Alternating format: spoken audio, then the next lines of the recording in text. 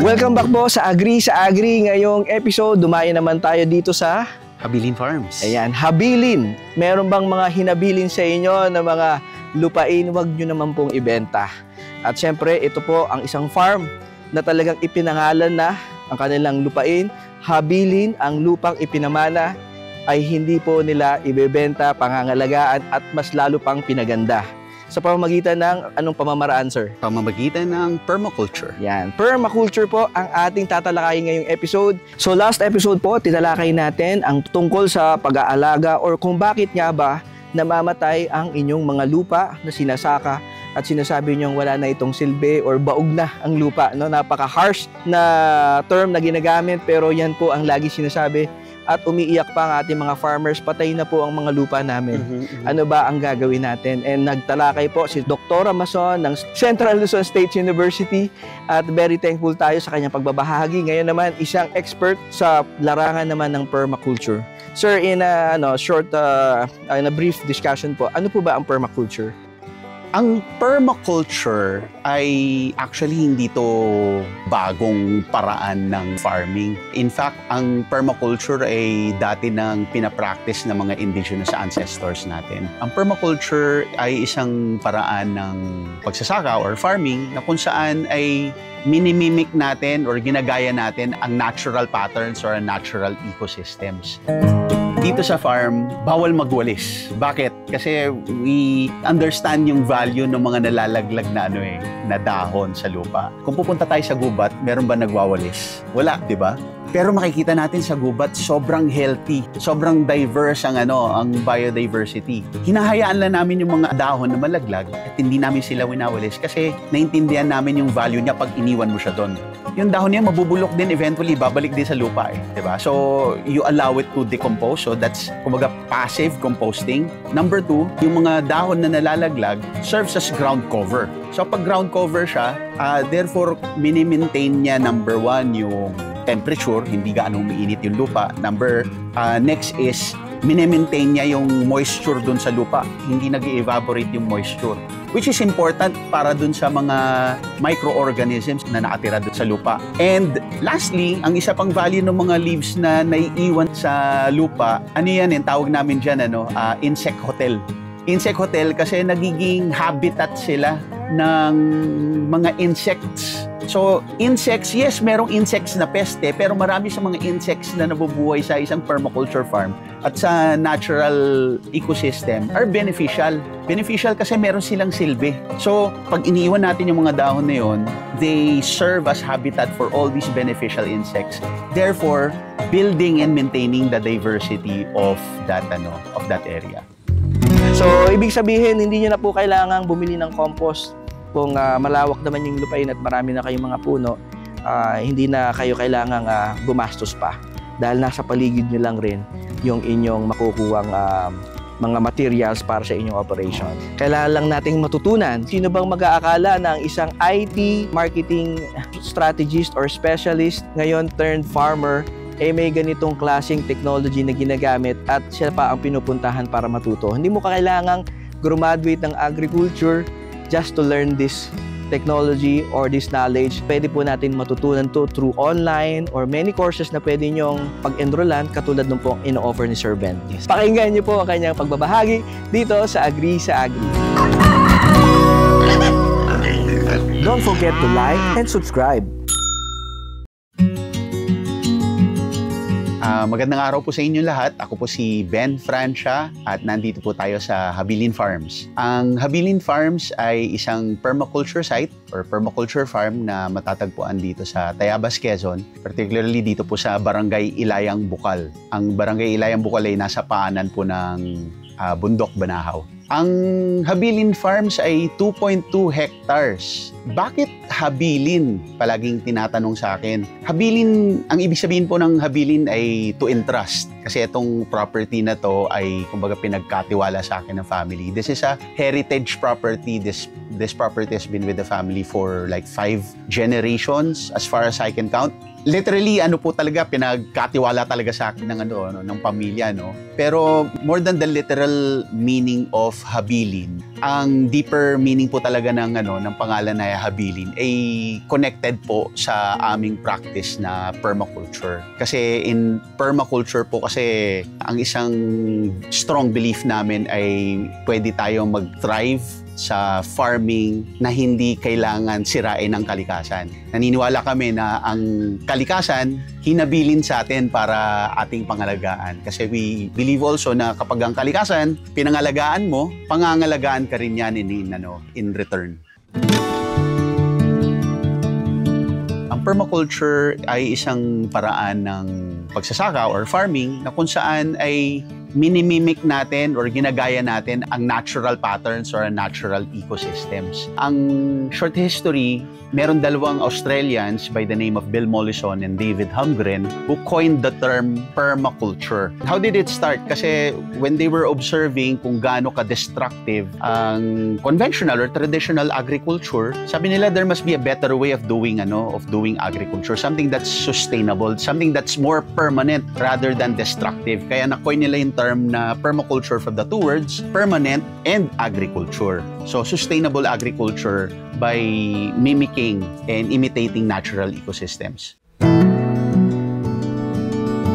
There are a lot of similarities between organic farming and permaculture, pero sobrang laki rin ng difference. I mean, when you say organic farming or organic agriculture, you practice farming in the absence of synthetic chemicals. So, absolutely no chemicals involved. And lahat ng tanim mo kailangan nasa lupa. Hindi pwedeng sa tubig or liquid like hydroponics. So, ang permaculture also does not use chemicals, pero maraming key differences. Unang-una, we value the principle of integration. Ang permaculture kasi is a systems design approach. So meaning, we look at the farm as a system. Hindi siya yung lupa siya na kailangan mong tamnan, na kailangan maging productive. It's more than that. We look at the farm as a system. A system is composed of multiple parts. And all those multiple parts are integrated, meaning they have relationships. They work together as a single unit. So let me cite an example. Ang lupa natin is a component of the system. Ang halaman natin ay element din, ay component din ng system natin. So ano yung integration between the two? In organic farming, we look at the soil as substrate lang Pero in permaculture, we look at it as a living organism na merong relationship dun sa halaman. Pag tinanim natin yung halaman, yung microbes na nandun sa lupa, sila yung nagbibigay ng nutrisyon dun sa mga halaman natin. And if you take a look at this, kung paano yung relationship niya, kung paano siya umiikot, pag namatay yung halaman or nalagas yung mga leaves niya, siya yung nagpapakain din sa lupa. Yung nando sa lupa, yung mga microbes. In conventional farming, even in some practice of organic farming, we practice livestock or nag-aalaga tayo ng livestock, pero in most cases, hindi siya integrated. Nakahiwalay siya. So, nakikita natin ang livestock may relationship sa lupa kasi yung livestock natin nagbibigay ng nutrition sa lupa because of the manure that they're yung ini-excrete nila. Tapos yung lupa nagbibigay din ng pagkain doon sa livestock dahil doon sa mga nabubuhay na mga organisms sa lupa, yung mga insekto at mga kulisap. So as you can see, merong relationships. When it comes to the farming practice of permaculture, mahalaga na maiintindihan muna natin yung 3 ethics ng permaculture. Yung earth care, people care, and fair share. So earth care, kumbaga built-in sa practice ng permaculture na kailangan pangalagaan mo ang kalikasan. Hindi pwede yung katulad ng ginagawa ng conventional agriculture na putol na mo mga puno para magkaroon ng space, di ba? So we value ang earth care. That's why built into the practice of permaculture and earth care. People care, we make sure na lahat ng tao nakikinabang, na hindi lang si farmer, hindi lang yung owner ng farm, but everybody in the whole farming ecosystem. So that includes yung mga employees mo, yung mga farmers mo, yung mga dealers mo, yung mga consumers mo especially, and also everybody in the community. And lastly, fair share. When you say fair share is all about consuming only what we need and giving back yung excess back to nature and sharing it to the people around you. Advantage na may sarili kang tanim, organic pa. Oo. Alam mo, ako laking Maynila kasi ako eh. 'Di ba? Ang pag sa Maynila, sanay ka palengke, grocery, or delivery, 'di ba? The first time kong makatikim ng pagkain na yung ako mismo yung nagtanim, ako yung nag-harvest. Iba yung iba yung pakiramdam. Parang fulfillment na 'yon. Ay, grabe, iba. Speaking of pagkain, ito po mga harvest na ito. Ito is this is pako na inokoy. Kasi pwede pala. Oo, pwede kasi kadalasan ng pako salad. Diba? Sinasalad. Kaya pala may suka. May suka. Kaya marami kaming pako. Since marami kaming pako, nag-isip kami ng ibang way to prepare yung pako. Yan. First time ko makakain na okoy na pako. Yan. And then, eto namang isa. Ito, papaya na ginataan.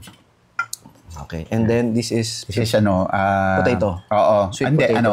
Kamote. Kamote. Parang kamote chips lang na nilagyan namin ng basil. Parang Mojo's. Parang Mojo's. Okay. So, kung magte-training kayo dito, kung hindi kayo mahilig sa gulay, magdala na kayo ng pagkain nyo. Kung hindi silang mahilig, mahilig sila. Lalo na yung pako, sigurado yan, organic yan dahil permaculture yung practice nyo dito, nandito lang sa bakuran ninyo dito, sa inyong farm. Kusa na lang naman tumubo yan. So ito na yung inulam natin kanina. Pako. Kusa na lang tumubo dito? Or tinanim nyo na ito? Nung dumating kami dito, meron nang tumutubo dito sa area na to. Kasi napansin namin, yung mga area na dinadaanan ng tubig, dun sila tumutubo. Tsaka yung mga area na katulad nito na shaded. Sa ilalim pa ng bamboo. Yes. Yan. Kasi ferns sila, gusto nila ng malamig na environment. Nung una, first year namin, nagtatanim pa ako ng lettuce. Pang-salad. Ang problema sa lettuce, tanim ka ng tanim. Kung gusto mong mag-regular supply, every month, kailangan magtatanim ka ng bagong batch. So, na-realize ko, sabi ko, may pako naman dito. Bakit hindi natin subukan yung pako? Yung pako pala mas masarap, mas masustansya. Tapos hindi ka pa tanim ng tanim. Whole year round. Nandito. Whole year round. So, ang sinabi ko nga sa pako, the more you harvest it, the more lumalago siya. Yeah. So, kinukuha lang yung ganitong talbos. Talbos. Pag tinalbosan nyo, mas lalong dadami. Maging curve siya ng growth. Sa pagtatanim, sa permaculture, syempre mag-start ka sa lupa. Ang isang practice namin ng permaculture is no-till or minimal tillage. Meaning, hindi kami nagbubungkal ng lupa, although more, hindi kami nag-aararo. Bakit? Kasi kapag nagbungkal ka ng lupa, what you're doing is you're releasing carbon into the air. So there's carbon emission when you till the soil. Secondly, when you till the soil, you're exposing the living organisms dun sa lupa, sa elements. Sa permaculture, sabi ko, di ba, we mimic natural ecosystem. Let's say, sa wild, ang seeds, wala namang nagbubungkal lupa para magtanim ng seeds, di ba? Yung seeds, naturally nalalaglag siya sa lupa at tumutubo by themselves. Okay. So, in that way, we're trying to mimic that. We just practice yung minimal or no tillage. Secondly, since we practice minimal tillage, it's going to be hard to plant crops na annuals. So, katulad ng palay, for example, mahirap magtanim ng palay na hindi ka nagbubungkal ng lupa. So, I decided to focus on what you call perennials. Okay, what are perennials? Perennials, ito yung mga crops na kapag tinanim mo, magbibigay siya ng harvest sa'yo year after year after year for so many years, for as long as buhay pa yung halaman na yun or yung puno na yun. As compared to annuals, ang annuals, ito yung short-lived. Kadalasan yung pag tinanim mo, pag namunga siya, after niya ma-maximize yung productivity niya, mamamatay na siya. So ano yung example ng mga annuals? Most of our palengke vegetables are annuals. Isang season lang siya. So ibig sabihin, pagtapos mo itanim, mag-harvest, mamatay na siya, bungkal ka uli ng lupa, tanim ka uli. So I find that kumbaga that approach very unsustainable and very costly. Sabi ko, bakit hindi na ako mag-focus na lang on perennials? It's easier to maintain, it's not harmful to the environment, and at the same time, mas less costly. Ngayon lang ako nakakita nito. Anong halaman to? Ito yung tinatawag na lagikway. Lagikway. Native, indigenous dito sa atin sa Pilipinas. Ang maganda dito, ito ay perennial na shrub eh. Madali rin lang itanim, cuttings lang to. So tusok mo lang siya. Pag tumubo na, unlimited supply ka na of greens. Yeah. Anong use naman niya? So ito, niluluto namin to, ginagataan, sinosote. Gulay siya? Yes, gulay ito. Ang paborito namin luto dito sa parang bulang lang, suwam na or lagikway soup. Lagikway soup. Ano lang, may pot ka lang ng water, lagyan mo lang ng garlic, ginger, salt, pepper, pakukulan mo na siya. Pwede mo lagyan ng isang pirasong tanglad. Pag kumukulo na, lalagyan mo na ng dahon na ito. Igugulay mo na to. Yes. O kung may sobra kang isda from the previous day, laglag mo rin. Pwede na. Pwede na, ulam na yon. Pareho din lang ng ng pako, habang tinatalbusan, lalong lumalago. Yan. So, ngayon lang ako naka-encounter ng ganito. Lagikway. Lagikway, no? So, mga viewers natin na paborito ito, mag-comment naman kayo dyan. And, meron ka na bang available na seedlings? Baka gusto nilang bumili. Meron kami mga dyan, mga potted na, rooted na. Ayan. Oo. So, yan, nandyan lang po sa description yung Facebook page po ni Sir. At pwede kayo umorder sa kanya through their Facebook page. Yes. Another practice din namin in cropping is multi-cropping. So, hindi kami nagtatanim ng one single crop in an area. Kasi again, kung babalikan natin sa kagubatan, very diverse eh.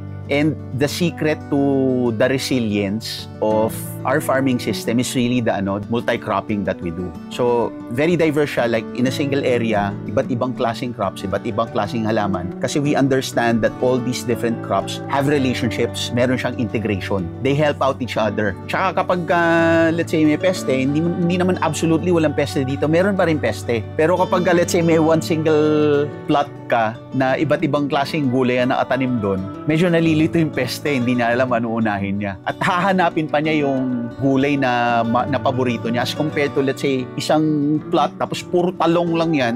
Pag dumating ang peste ng talong, tumatawag ng restback yan eh. Annihilate nila yan, ubos yan.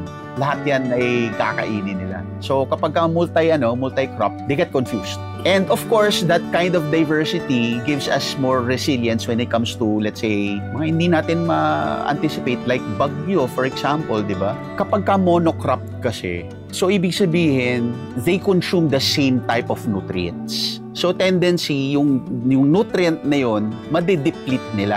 Okay, so as compared to polyculture or multi-cropping ka, hindi ganun ka-intensive yung pagkuha nila ng nutrition sa lupa eh. Iba-iba yung nutrition na, kumbaga, ni-utilize sila sa lupa. So, ang mangyayari ngayon, kapag monocropping ka, mapipilitan ka maglagay ng amendments. Mapipilitan ka maglagay ng fertilizers.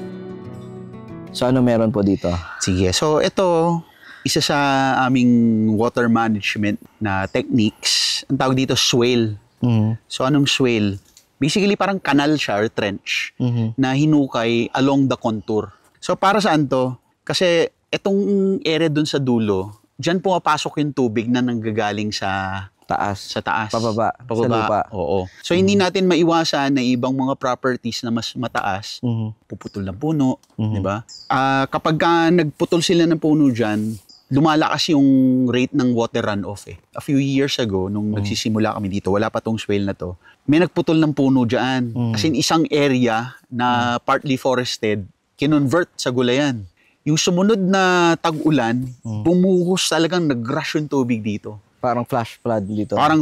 Parang flash flood siya. Imagine parang may ilog na dumaan dyan. So, nangyari, yung lahat ng tanim namin dyan sa area na yan, wash out. Wash out. So, we created this swale first to manage yung runoff ng tubig. So, ang nangyayari, sinasalo niya yung tubig dito. Yeah. To store water. Para yung tubig, sisip-sip pa ilalim. Para mag-percolate yung tubig deep into the ground. Recharging yung groundwater. Lahat. So, ang tawag din dito, passive rainwater harvesting. Okay. So, ang water tank mo yung lupa. Yeah. permaculture is still I would say a good solution for addressing food security. But if you look at it as a way to commercial production, you need to make some adjustments. Hindi ganitong setup. One thing that I would recommend that is still aligned to the principles of permaculture ay yung practice na syntropic agroforestry. So in syntropic agroforestry, ang practice nun valued pa rin yung diversity, okay? Pero the focus is really production na maramihan. In syntropic agroforestry, meron kang mga tanim na puno, may tanim ka ng mga gulay. All of them are planted in rows. Ang isang maganda na ginagawa nila doon, so magtatanim sila ng mga high-value tree crops. Habang maliliit pa yung mga puno, magtatanim na sila ng gulay sa pagitan, in between, or sa tabi. That way, they're able to maximize ang production. Or isa ring pwede nating tignan ay agroforestry, fruit trees, for example. So, fruit trees are perennials, which is yung focus din ng maraming mga permaculture practitioners.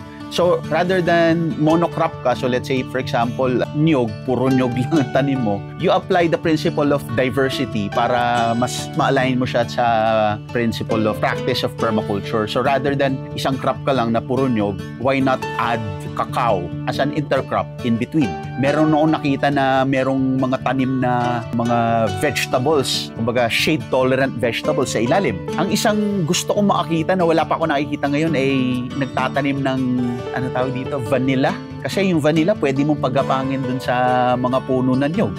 So sa ganong model pa lang, you're able to practice permaculture already. Medyo may kataasan na tong puno dito. Sa tingin niyo, sir, mga ilang taon na yan? Ay, baka mga 30 or more. 30 years old na. Oo, yan ay yung tinatawag na puno ng rarang. Rarang. Dito sa Tayabas, ang mas local name niyan is kasundit. Kasundit. Oo, kasundit. O rarang. Rarang. Native tree siya. Native tree yan. Philippine native tree yan. Meron tong kapatid na puno. Halos pareho yung itsura niya. Pareho din yung bulaklak, kulay pula. Ayun ay yung puno ng dapdap. Ang kinaiba lang niya, ang dapdap, nag-grow sa malapit sa dagat. Ito naman, nag-grow sa medyo partly elevated na areas, katulad nitong bundok dito sa Tayabas, Quezon. Sa Tayabas. Oo. At ang bulaklak po nito is napakaganda. Anong kulay? Kulay red to red-orange ang color niya. Namumulaklak to around February to late March. Before mag-rainy season. Before mag-summer. Ang sabi ng mga locals dito, kapag ka namulaklak na ang puno ng rarang or puno ng kasundit, it's a sign na marami ng palos sa ilog. Season na ng palos. I see. Kasi dati naman ang mga indigenous ancestors natin ganun they take cues from nature. Diba? So, sinyalis daw yon na meron ng palos or masagana ng palos sa mga ilog. Ngayon, kapag ka nalaglag na ang bulaklak ng rarang, that's a sign na summer na. So, transition siya parang springtime. Pero aside from that, maliban doon sa kwento ng rarang, ang gusto ko sa rarang ay ito ay leguminous. Ibig sabihin, pag leguminous kasi, nitrogen fixer siya. So, nag-absorb siya ng nitrogen from the atmosphere at dinideposit niya sa lupa. So, nangyayari, parang pinapataba pa niya yung lupa dito. Since nitrogen fixing ni leguminous, ibig sabihin yung mga dahon niya, rich in protein and rich in nitrogen also. Pag nalaglag din yan, that serves as natural fertilizer. Huwag na nating wawalisin. Oo, tama. Lastly, yung dahon niyan, pwedeng pakain sa livestock. Oh, wow. So marami siyang gamit. Maraming gamit. Sa akin, personally, ang nararamdaman ko right now na advantage is the lesser dependence on external sources or external inputs. Yung mga farming inputs namin dito, hindi na namin binibili kasi lahat nanggagaling na dito sa farm. Fertilizers, lahat ng punla namin dito, we do seed saving. So, cost-wise, mas mababa ang cost mo when it comes to farming inputs. Secondly, when it comes to income, it may be hard to compete with commercial, let's say, production. Pero since we practice diversity, iba-iba ang enterprises ng isang permaculture farm. You'll notice that all permaculture farms that you'll visit, hindi lang isang enterprise. Okay, so with that, we're not just looking at income, we're looking at resilience, di ba? So maski na let's say hindi ka kumita sa iba, potentially kikita ka doon sa ibang enterprises mo. So here in Habilin, yes, we still sell mga raw produce, but since we started doing agritourism also, we earn from agritourism. We harvest the crops that we have here and serve it directly sa guests namin. We do trainings. Siguro, lastly, ang isang nakikita ko na advantage ng permaculture over other farming systems, aside from yung earth care, kasi given na yun na talagang kailangan natin pangalagaan ng kalikasan, ang isa nakikita ko is yung integration with the community. Kasi in permaculture, we make sure that everybody in the community, kumbaga, nakikinabang. So, as a permaculture site, we involve everybody in the education. We're able to provide jobs. In a way, we're able to help the local economy. So, dito po, dahil established na yung inyong technology dito or in-embrace na pamamaraan, hindi nyo na kailangan gumawa ng compost. Sa dami po ng mga dahon dito, hinahayaan na lang nila. Hinahayaan na lang namin mag-decompose by themselves. Ang taba na ng lupa, sobra. Yes. At ito, sir, pagka kailangan mo pa ng additional kung magre-raised bed ka, Pwede ka mag-harvest dito. Magko-collect ka na lang Pwede dito. ka mag-harvest dito. Yan, so parang meron na talaga silang sariling rainforest dito. At ayan, kita nyo naman, umuulan, yung moisture, yung tubig, basang-basa pa rin dito. So kung magbubungkal kami ng lupa dito anywhere, I'm sure may bulate. Yes. Yeah, so yun po yung advantage ng no-tilling. Pag sinabi natin no-tilling, walang pagbubungkal, hayaan lang natin sila magstay yung mga ating mga debris, yung mga dahon, mabubuhay talaga uli yung lupa natin. Yung nature will find its way to come back. Yung mga organismo na wala noon is manunumbalik po sila.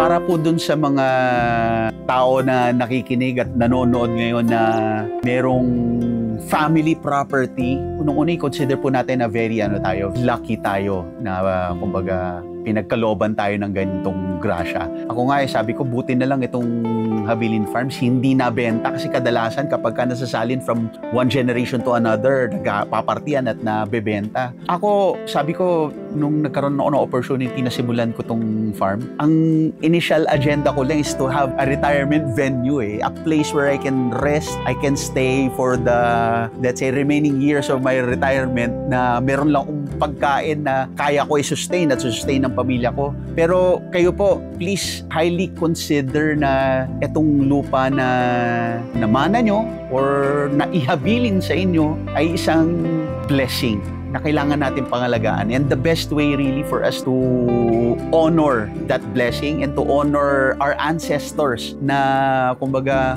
nagdugo at nagpawis para lang itil yung lupa na pinamana sa atin is for us to take care of it also. Huwag natin ibenta, mauuwi lang po yan sa subdivision. Makakasira lang ng kalikasan. Let's honor the land by taking care of the land, by being farmers in our small way.